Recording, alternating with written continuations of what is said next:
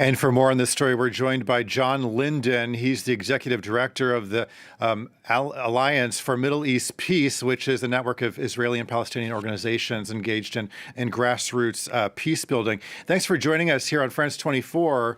As we just saw there, this has been a very violent month in the West Bank. What has been the impact of all of this bloodshed on the possibility for peace, and how alarmed are you at the violence? Well, quite alarmed by the violence because, as your package said, it comes on the back of the most violent year we've had since the Second Intifada just last year in 2022. The impact on any kind of peace process, well, we've had diplomacy, final status, real diplomacy, suspended since 2014 now. So this violence is coming in an atmosphere and an environment where meaningful diplomacy has ended. And that's why it's really most worrying. In previous rounds of violence, we had a very engaged international community, some sort of a structure that many people saw could point towards a two-state solution, and really the time and attention of the international community to try and not just tamp down moments of violence, but build towards a political horizon. None of those things are present right now. So this round of violence is qualitatively different to many that we've seen before. And I think finally, just looking at the weakness of the Palestinian Authority and the unprecedentedly far-right government in Israel, structurally, we don't really have as many sort of impediments to escalation than we may have had in previous rounds. You just mentioned the Palestinian Authority. It has suspended security coordination with Israel. What exactly does that mean, and what long-term impact could that have? So the security coordination involves the Palestinian Authority security forces who are in charge of security in Area A, which is part of the West Bank, and in Area B to a lesser extent. It involves them coordinating on a daily basis with the Israeli Defense Forces. And many senior Israeli military officials have privately credited that coordination as being the main reason that we've seen a relative decline in violence over the last decade and a half. So that coordination ending or being suspended even temporarily, it takes away one of the sort of best measures we have for stopping day-to-day escalation. The other thing that it also possibly makes more likely is some sort of a confrontation between Palestinian security forces and the Israeli Defense Forces. Now, we haven't really seen that for 2 decades, but without the day-to-day coordination, the possibility of them being in the same place at the same time and not coordinating, not being aware of each other's movements, it allows miscalculation to be more probable and escalation as a result also to be more likely. Well, so the new hard-right government of Benjamin Netanyahu has pledged even tougher actions against Palestinians.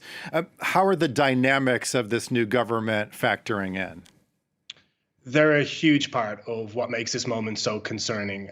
So as I mentioned, it is the furthest right government we've ever had in Israel, but we also have individuals who had previously been seen as far beyond the pale in Israeli politics, and most notably Itamar Ben-Gvir, who's a national security minister, in positions of genuine power, where they get to influence day-to-day policies for the border police, for example, but also where they are attuned to the most hardline attitudes in Israeli society.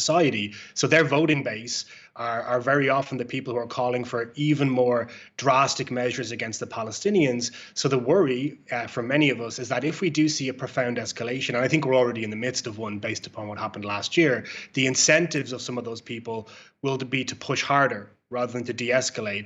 And then, of course, with the weakness of the Palestinian Authority and the lack of their real security presence in places like Jenin, you can just see that all of the raw material that you need for that escalation is there. And you can see it just incrementally, one side pushing the other. And without significant and urgent mediation, it could get out of control very, very quickly. As we mentioned, U.S. Secretary of State Antony Blinken is set to visit Israel and the West Bank early next week to discuss de-escalation measures. What do you expect he will suggest? What can be done? I expect that he'll prioritize restoring security coordination, which I'm cautiously optimistic will be achieved. As your package said, it's a measure that's been threatened before or delivered partially. So hopefully that can be put back in place. But what I really hope also we do is look beyond just de-escalation. As important as that is, the limited diplomatic focus on this conflict tends to be concentrated on ceasefires, rapid de-escalations, and then the international community kind of moves on until the next round of violence again. And we can see from all we've been discussing that all of the raw materials for a very significant conflagration are here. And what we'd love to see is people like Secretary Blinken, the European Union, other international actors, to try and sketch out a path that incrementally makes things better, rather than just tries to stabilize them. A diplomatic horizon for Palestinians, which is critical, some sort of support for the Palestinian Authority, which is really in crisis materially, but perhaps most importantly, a scaled investment in civil society, support for young people that want to try and figure out a way for Israelis and Palestinians to justly and equally share the land together in peace. We haven't done that as an international community for a very, very long time. And the result is this coming generation of Israelis and Palestinians have no memory of diplomacy, total separation from one another, and are being thrust into this kind of pit of constant violent escalation without any of the tools for conflict resolution. And that's something we can do in the international community. And I hope Secretary Blinken really tries to sketch out a path and a vision that could inspire young Israelis and Palestinians and pull them away from the people in their society that are trying to force them towards enemies.